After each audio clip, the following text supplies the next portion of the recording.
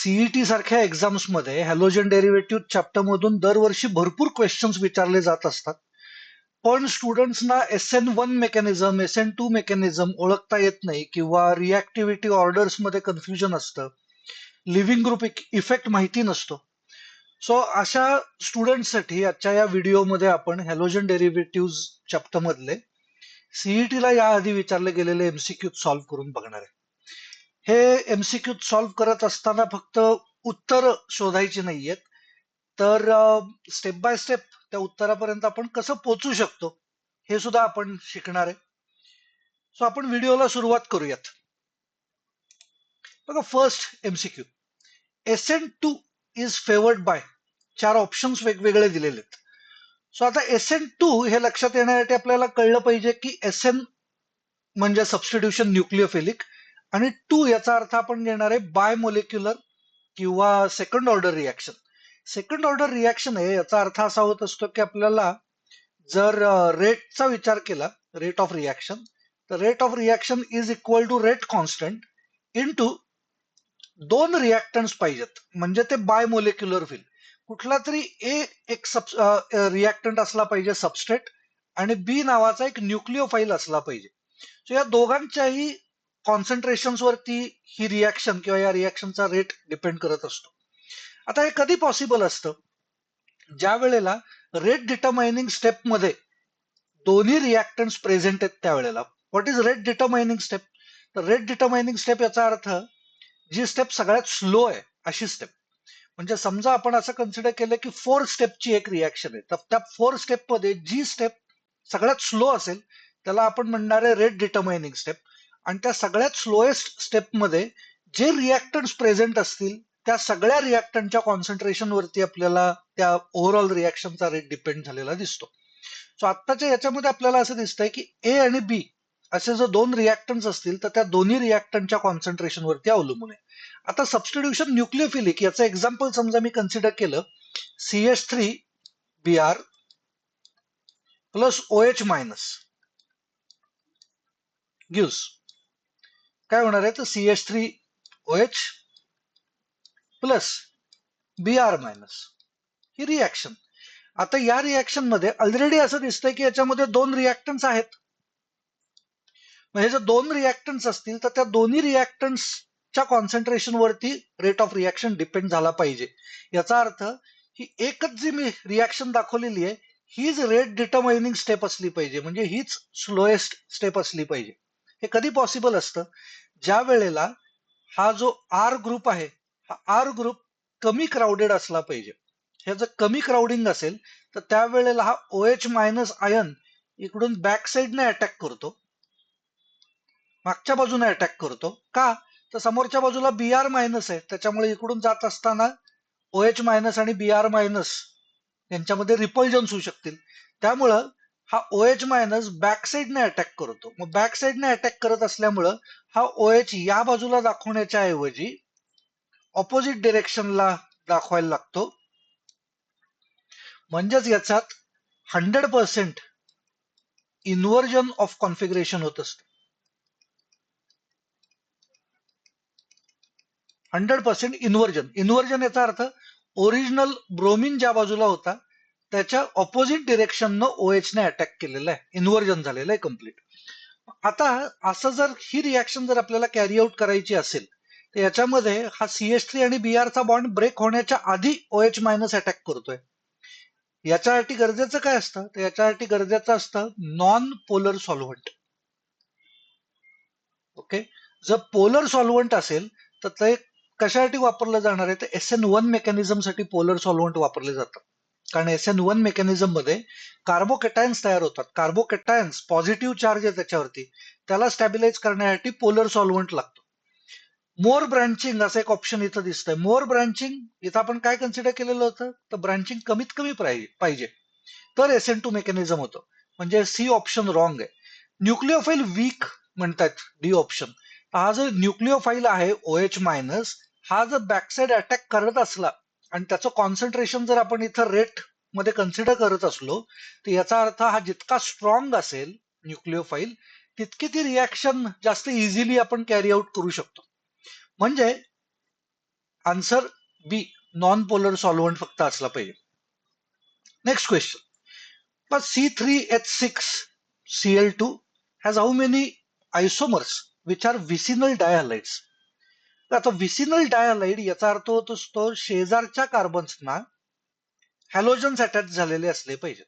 डायहालाइड म्हणजे दोन halogen atoms. Vicinal याचा अर्थ होतो तो दोन शेजारचे कार्बन्स.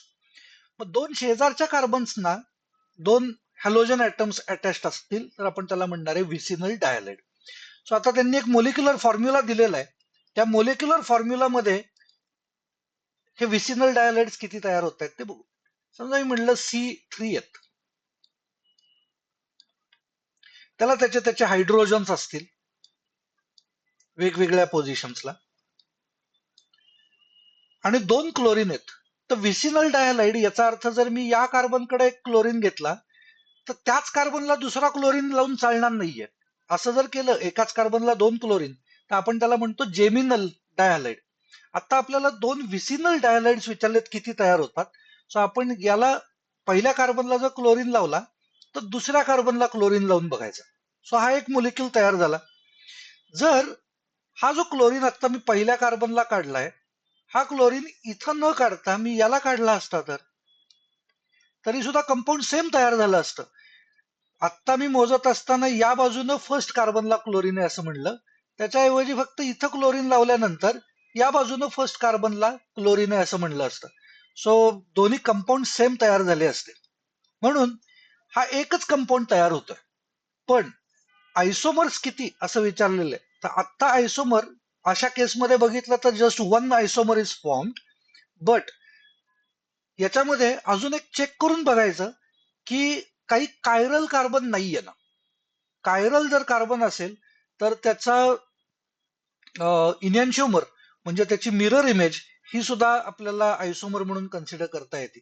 आपण ते एक चेक करून बघू की हा कार्बन जो आहे फर्स्ट कार्बन जो आहे या फर्स्ट कार्बनला इथं दोन हायड्रोजन्स आहेत म्हणजे हा कायरल नाहीये. त्याच्यानंतर हा कार्बन जर कन्सिडर केला तर या कार्बनला इथं एक हायड्रोजन आहे म्हणजे याला चार वेगवेगळे ग्रुप्स अटॅच्ड आहेत. एक क्लोरीन, एक हायड्रोजन, एक हा CH2Cl आणि इकडं CH3 असे चार वेगवेगळे ग्रुप्स याला अटॅच्ड आहेत. म्हणजे हा जो मधला कार्बन आहे हा कार्बन कायरल आहे. हा जर कायरल असेल तर याची एक मिरर इमेज पण असणार आहे. म्हणजे याचा अर्थ होत असतो हा जर कंपाऊंड डेक्स्ट्रो रोटेटरी असेल तर त्याचा एक दुसरा आयसोमर असणार आहे मिरर इमेज जो लिव्हो रोटेटरी असणार आहे. म्हणजेच याचा आन्सर बी, 2 आयसोमर्स पॉसिबल आहेत. Next, chlorine free radical contains how many electrons around nucleus. क्लोरीनचा ॲटॉमिक नंबर दिलाय 17.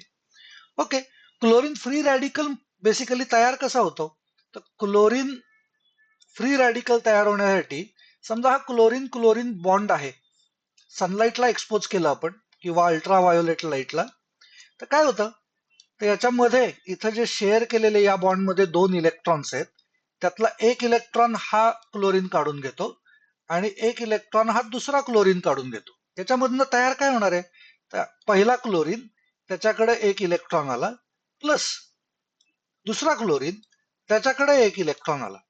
आता नंबर ऑफ इलेक्ट्रॉन्स किती आहेत असं विचारलं अराउंड न्यूक्लियस. सो हा जो बॉन्ड तयार झालेला होता हा बॉन्ड तयार होण्यासाठी बेसिकली या क्लोरीननं एक इलेक्ट्रॉन दिला होता आणि दुसऱ्या क्लोरीननं त्याचा एक इलेक्ट्रॉन दिलेला होता. म्हणजेच याचा अर्थ होत असतो या क्लोरीननं स्वतःच्या 17 पैकीच हा इलेक्ट्रॉन दिलेला होता आणि हा बॉन्ड ज्या वेळेला ब्रेक होईल त्यावेळेला आपापले इलेक्ट्रॉन स्वतःकडे घेतलेले आहेत. म्हणजे या क्लोरीनकडे किती इलेक्ट्रॉन असले पाहिजेत तर 17. या दुसऱ्या क्लोरीनकडे किती असले पाहिजेत 17. Next, reaction of alkyl halide with ethanolic KOH is non as.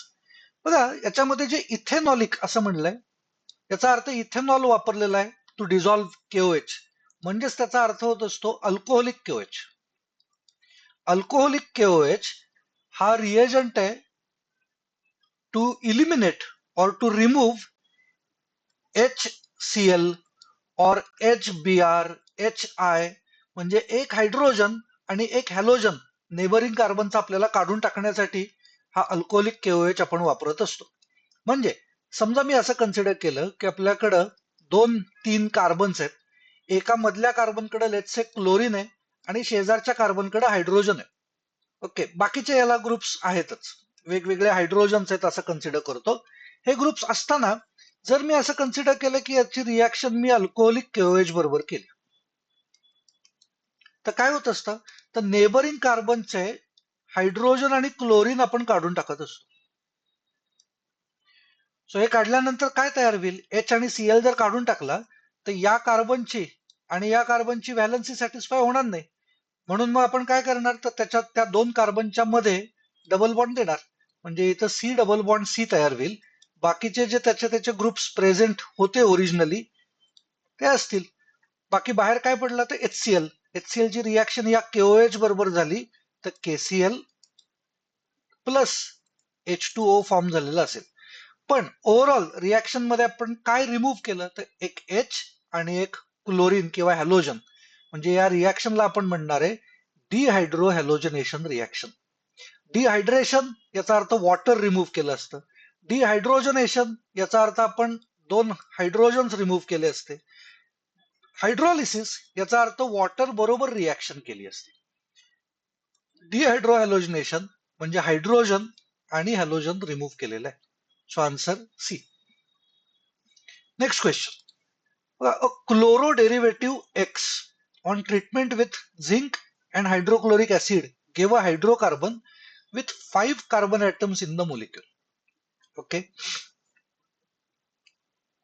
आता ही रिॲक्शन तुमच्या लक्षात आली पाहिजे. ही फर्स्ट जे स्टेटमेंट दिलेलं आहे हे स्टेटमेंट रिॲक्शन मध्ये आपण कन्वर्ट करू. एक हॅलोजन डेरिव्हेटिव्ह आहे, क्लोरीन अटॅच्ड आहे, म्हणजे इथं मी आर ग्रुपला क्लोरीन अटॅच्ड आहे असं म्हणतो. याची रिॲक्शन जर झिंक प्लस डायल्यूट HCl याच्याबरोबर जर केली तर gave a hydrocarbon with 5 carbon atoms. याचा अर्थ होत असतो this chlorine is replaced by H. Okay, आणि याच्यामध्ये 5 कार्बन्स आहेत ओरिजिनली.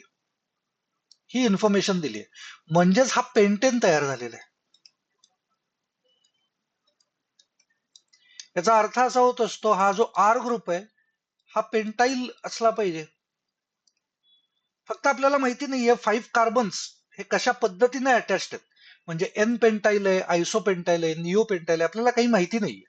नुसतं एवढीच इन्फॉर्मेशन आपल्याला याच्यातनं मिळाली की पेंटाईल ग्रुप आपल्याला मिळालेला आहे आणि त्याच्यापासून समहाऊ हा पेंटेन 5 कार्बन असलेला हायड्रोकार्बन असं आपल्याला मिळतो. आपण चेक करू पुढे काय मेन्शन केलंय. Wien X is dissolved in ether and treated with sodium. बघा इथं जर इथर आणि रिॲक्शन विथ सोडियम असं जर आपल्याला दिसलं एक्सची, म्हणजेच या आर सिंगल बॉन्ड सीएल ची रिॲक्शन जर केली विथ सोडियम इन ड्राय इथर, तर एवढी इन्फॉर्मेशन बघून तुम्हाला हे लक्षात आलं पाहिजे इट इज वुड्स रिॲक्शन.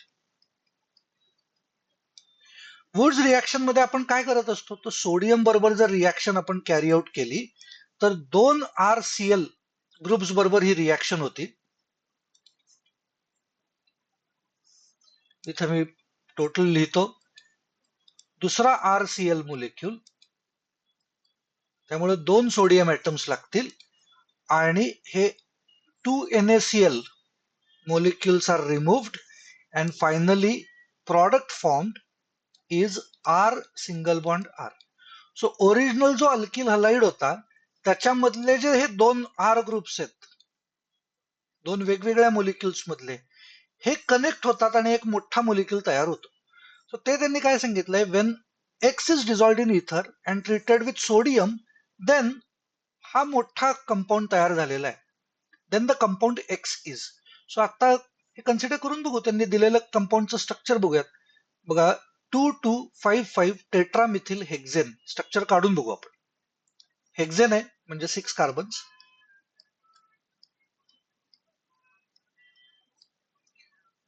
2,2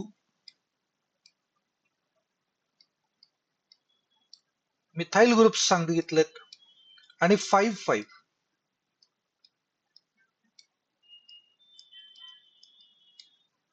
हे तयार होत आहे. आता तुम्हाला स्ट्रक्चर बघितल्यानंतर लक्षात आलं पाहिजे की स्ट्रक्चर तयार होत असताना आर सिंगल बॉन्ड आर तयार होताना हे कंपाऊंड मिळालेलं आहे. म्हणजे याचा अर्थ दोन आर ग्रुप एकत्र आल्यानंतर जर हे कंपाऊंड तयार होत असेल एवढं मोठं, तर याचा अर्धा मोलिक्यूल हा ओरिजिनल आर असला पाहिजे. आणि जिथं आपण तो कट करतोय सिमेट्रिकली त्या पोझिशनला तो क्लोरीन अटॅच्ड असला पाहिजे. म्हणजे याचा अर्थ होत असतो हे 5 कार्बन वाला कंपाऊंड आहे का एकदा चेक करा. सो हे 3 कार्बन्स इन स्ट्रेट चेन आणि ही ब्रांच असे ते 5 कार्बन्स आहेत. म्हणजे ओरिजिनल कंपाऊंड काय असणे एक्सपेक्टेड आहे, तर हा सी सी सी, त्याला 2 CH3 ग्रुप्स आणि त्याला इथं क्लोरीन अटॅच्ड. याचं आपल्याला नेमिंग पाहिजे.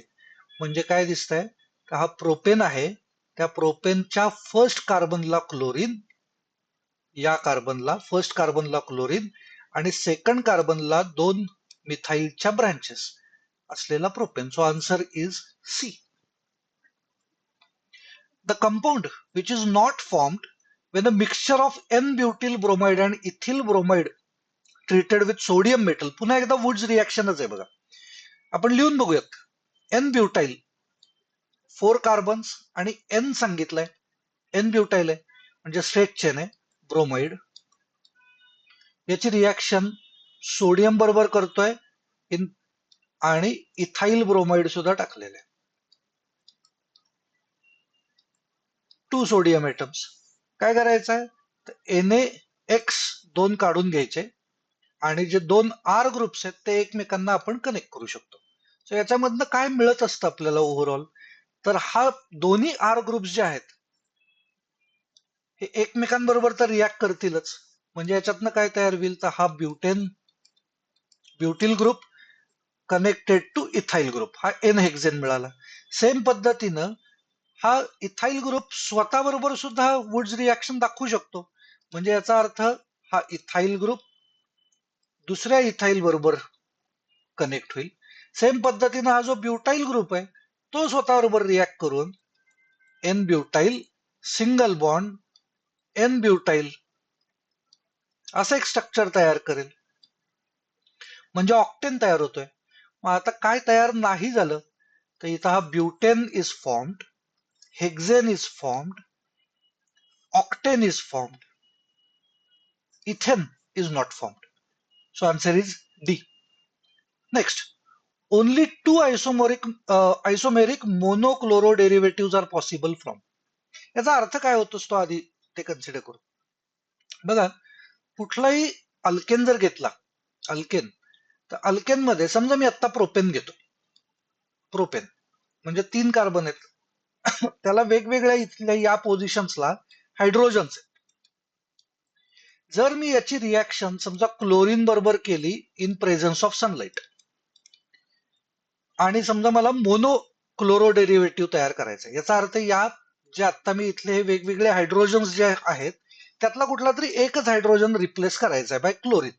तर कुठले कुठले रिप्लेस होऊ शकतात आणि असे किती मोलिक्युल्स तयार होऊ शकतात. असं दिसतंय की या 3 पैकी कुठलाही हायड्रोजन रिप्लेस केला किंवा या 3 पैकी कुठलाही रिप्लेस केला एक हायड्रोजन तरी प्रॉडक्ट सेम तयार होणार आहे.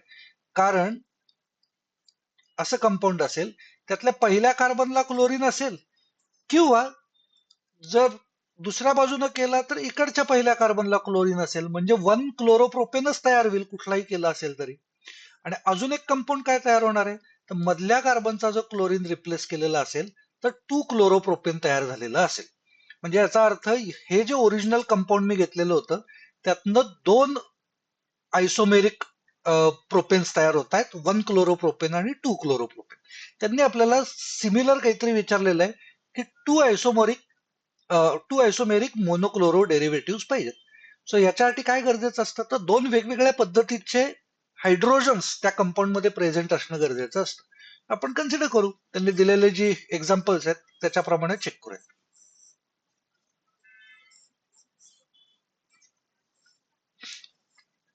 बघा, n pentane first. N pentane जर असेल तर त्यातनं या कार्बनला क्लोरीन लावला काय किंवा या कार्बनला क्लोरीन लावला काय, सेम कंपाऊंड तयार होईल. म्हणजे हे एक आहे, सो त्यातला एकच ठेवतो मी आता. त्याच्यानंतर याच्याऐवजी जर इथं लावला तर दुसरा कंपाऊंड तयार होईल, 2 क्लोरोपेंटेन. याला लावला तर 3 क्लोरोपेंटेन. म्हणजे याच्यातनं 3 तयार होत आहेत. इथे मी मेन्शन करतो, याच्यातनं 3 तयार होत आहेत. सो हे आन्सर नाहीये. नेक्स्ट घेऊ. नेक्स्ट ऑप्शन बी, 2,4 डायमिथिल पेंटेन. तर आता पेंटेन आहे आणि 2,4 डायमिथिल. सो इथं मी समजा या कार्बनला एक कार्बन घेतला आणि 4th कार्बनला एक मिथाईलची ब्रँच असेल. आता चेक करू किती तयार होऊ शकतात, चेक करू. समजा मी म्हटलं यातल्या या फर्स्ट कार्बनला जर क्लोरीन अटॅच केला, एक तयार होईल. सेम पद्धतीने या कार्बनला घेतला असता तरी सुद्धा सेम कंपाऊंड मिळालं असतं. मग हा एक झाला. जर या कार्बनला लावला तरी सेमच तयार होणार आहे, कारण मग ती चेन आपण इथनं मोजली असती. याचा अर्थ याला या कार्बनला जरी लावला तरी सुद्धा ते 1 क्लोरोच आपण त्याला कन्सिडर करणार. त्याच्यानंतर जर या कार्बनला अटॅच असेल तर सेकंड होईल, याला अटॅच केला तर तिसरा होईल. म्हणजे याच्यातनं सुद्धा 3 डेरिव्हेटिव्ह तयार होत आहेत. बेन्झिन जर घेतला, बेन्झिन, तर याच्यामधनं 2 आयसोमेरिक मोनोक्लोरो डेरिव्हेटिव्ह. इथला जर चेंज केला, याला जर क्लोरीन म्हणलं, त्याच्याऐवजी इथला जर घेतला असता तरी सुद्धा क्लोरोबेन्झिन एकच तयार होत आहे. म्हणजे यातनं 1 तयार होणार आहे. म्हणजे आन्सर 2 मिथिल प्रोपेन असेल. तरी आपण एकदा जरा चेक करून बघू.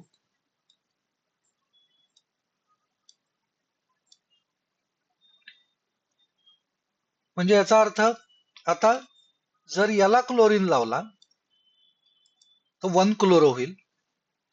याला लावला असता क्लोरीन तरी 1 क्लोरोच होणार होता.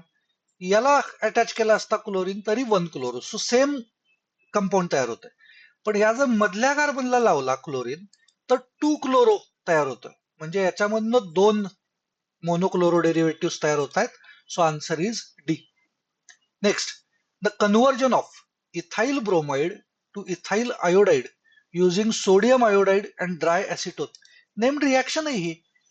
डायरेक्ट आन्सर आपल्याला सांगता आलं पाहिजे. हे फिंकेलस्टाईन रिॲक्शन आहे. रिॲक्शन काय असते तर RCl किंवा RBr म्हणजे अल्काइल क्लोराईड किंवा ब्रोमाइड यांची रिॲक्शन जर आपण सोडियम आयोडाइड बरोबर केली तर क्लोरीन ब्रोमिन यांच्या जागेवरती आपल्याला आयोडीन मिळतं.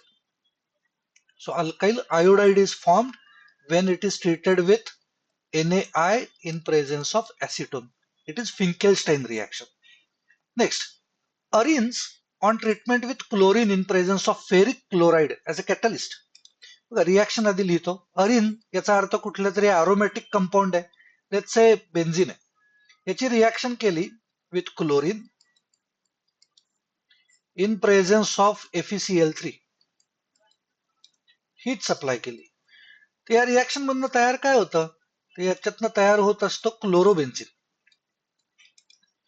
कुठल्या तरी या पोझिशनला कुठला तरी एक हायड्रोजन क्लोरीननं रिप्लेस केला जातो.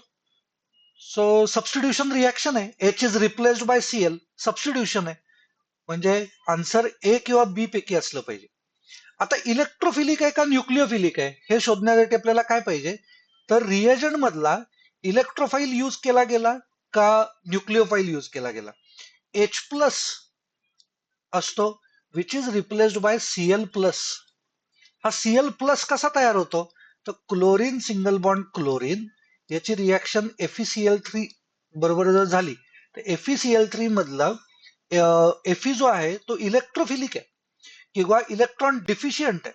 त्याच्यामुळं तो या क्लोरीन क्लोरीन बॉन्ड मधले इथले जे 2 इलेक्ट्रॉन्स आहेत तो घेण्याचा प्रयत्न करतो आणि त्याच्यामधनं हा Cl प्लस तयार झाला कारण त्याचा इलेक्ट्रॉन FeCl3 कडे गेला आणि दुसरं काय तयार झालं तर FeCl4 झाले कारण त्यानं चौथा क्लोरीन घेतला विथ इलेक्ट्रॉन्स घेऊन टाकलाय त्यामुळे FeCl4 मायनस तयार झाला.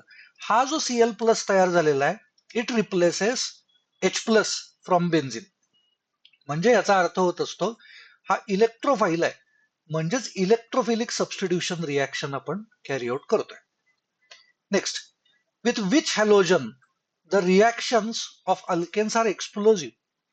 So एक्सप्लोजिव्ह असं कन्सिडर करण्याच्या ऐवजी आता रिॲक्टिव्हिटी सिक्वेन्स आपण परमनंट एक लक्षात ठेवण्याची गोष्ट आहे, that is fluorine, chlorine, bromine आणि आयोडीन. हे जर रिएजन्स म्हणून आपण डायरेक्ट हॅलोजन्स यूज करत असलो तर यांचा रिॲक्टिव्हिटी सिक्वेन्स हा कायम असा असतो. फ्लोरीन सगळ्यात जास्त रिॲक्टिव्ह आणि आयोडीन सगळ्यात कमी रिॲक्टिव्ह. याच्याऐवजी जर यांचेच काही कंपाऊंड घेतलेले असतील, म्हणजे फॉर एक्झाम्पल अल्किल हलाइड्स घेतो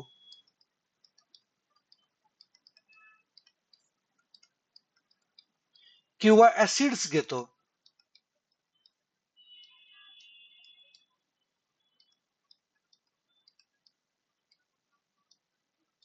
तर यांचा रिॲक्टिव्हिटी सिक्वेन्स हा एक्झॅक्टली अपोजिट असतो.